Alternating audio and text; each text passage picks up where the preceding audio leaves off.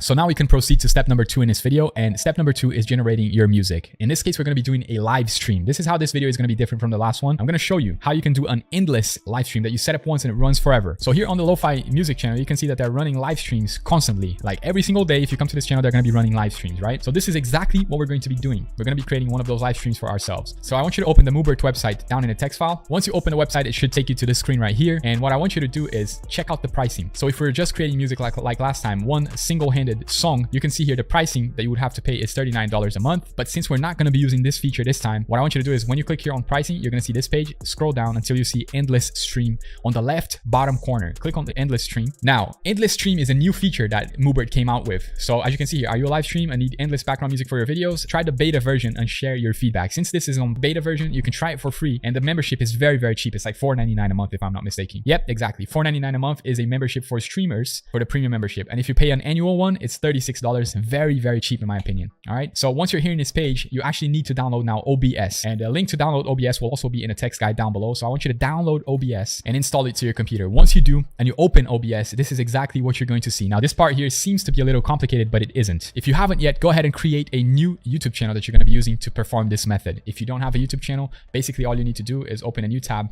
go to gmail.com, and you want to click here, create a new account for my work or business. Don't select the left option because they're going to make you pay if you select this option here. So you want to select the right option, get a Gmail address, put your name, last name, and then put your information, and you will have your Gmail created. After you've done that, go to youtube.com, and you just want to create a new YouTube account. If you're watching this video, you probably know how to create a YouTube account. So just click here on sign in, select the new email that you just created, and boom, you now have a YouTube account. Since whenever you create a new YouTube channel, for you to be able to create a live stream, you have to wait 24 hours. I'm going to use my own YouTube account to showcase this to you on how you can do this. So I'm going to use a old YouTube account that I have. So once you've logged into your YouTube account, click here on your channel, click view channel, and it should open your YouTube channel. Now I want you to click here on create, and you want to select go live. Okay. If you have a new YouTube account, it's going to ask you to wait 24 hours. Since this account here has 15 years, it's not going to ask me that. So we're going to do this one. Once you click on it, it's going to ask you when you want to create your live stream, now or later. So you're going to select now, click start. Now it's going to give you another option. It's going to ask you to either use your webcam, which we're not going to be doing because we're not going to be showing our faces. We're going to be doing a faceless live stream. All right. So we're going to select streaming software, click go. Now it's going to give you a bunch of options. Just leave this for now. Go back to OBS, and you want to click here on settings, and you want to go to stream here on the left hand side corner. You want to select YouTube. If it's selected another option like Twitch or something, just go here, select the drop down menu and select YouTube RTMPS. Then you want to connect your YouTube account to OBS. So just click here, connect account.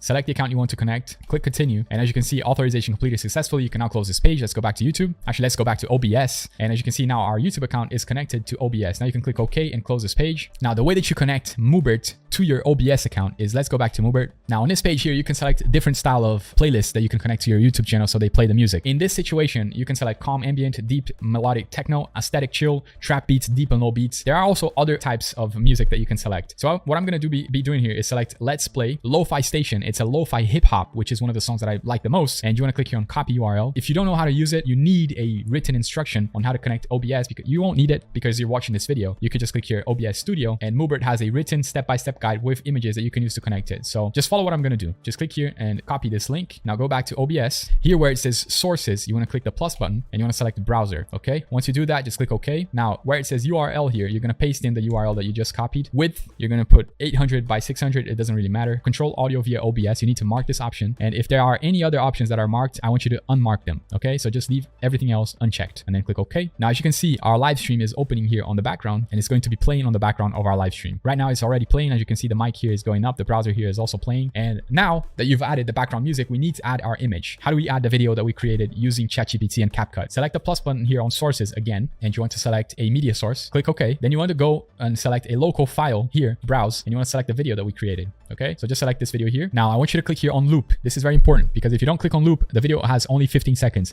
Once it ends, it's not going to loop, go back to the beginning, and we want it to loop. Okay, so just click loop, click OK. Now if it opens and it's too big for your screen, all you need to do is don't panic. Just click here and resize the image like this. Once you resize the image, just fit it to the screen like this. It doesn't matter if it's not perfect, it just has to show.